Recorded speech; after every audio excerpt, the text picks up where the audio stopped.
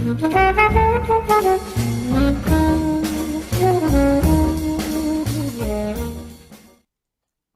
hello, this is Joshua Logic Chronicles, and I actually have something interesting this time. I got a quest system that you might be interested in.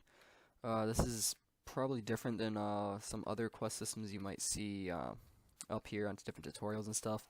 What I've seen some people do is they just come over here and they use like the level blueprint and they do all that sort of stuff there. But this is kind of more geared towards like a world that's kind of more RPG like some of the other things I've been doing if you actually watch.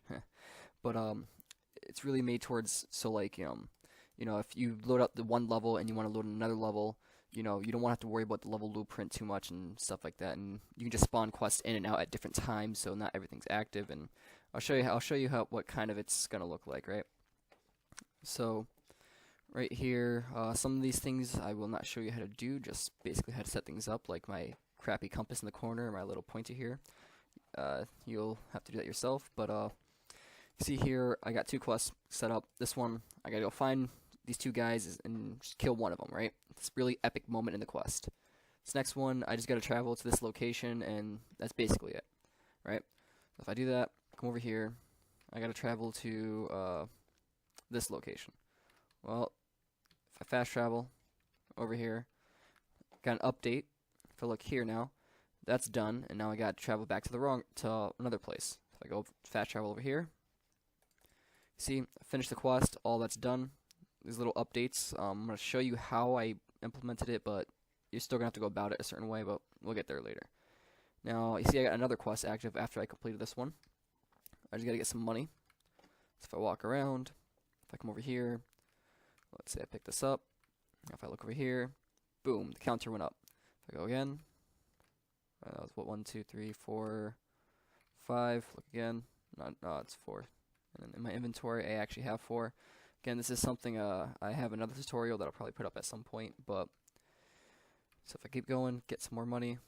Oh, what do you know? I collect enough money. That quest is finished. Now, if I come over here, well, I got to make a choice. I got to kill one of these two things. All right, I got to choose. It's a really epic moment in the quest. Everyone's really like waiting for this. It's everything's building. And oh wow, he just died. If I look over here, oh yeah, I killed him.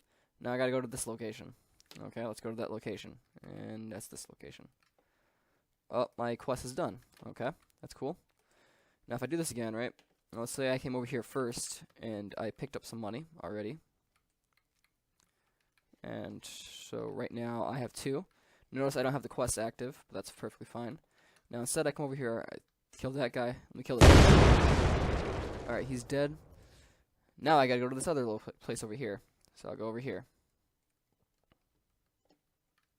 Okay. If I look here, alright, that's all done. Now let me fast travel this location. Alright, let me fast travel back to this location. Now all of a sudden, look here. Oh wait, that quest is active, and I've already collected things before the quest is active. It already checked that. And that's kind of the idea of how this is going to work.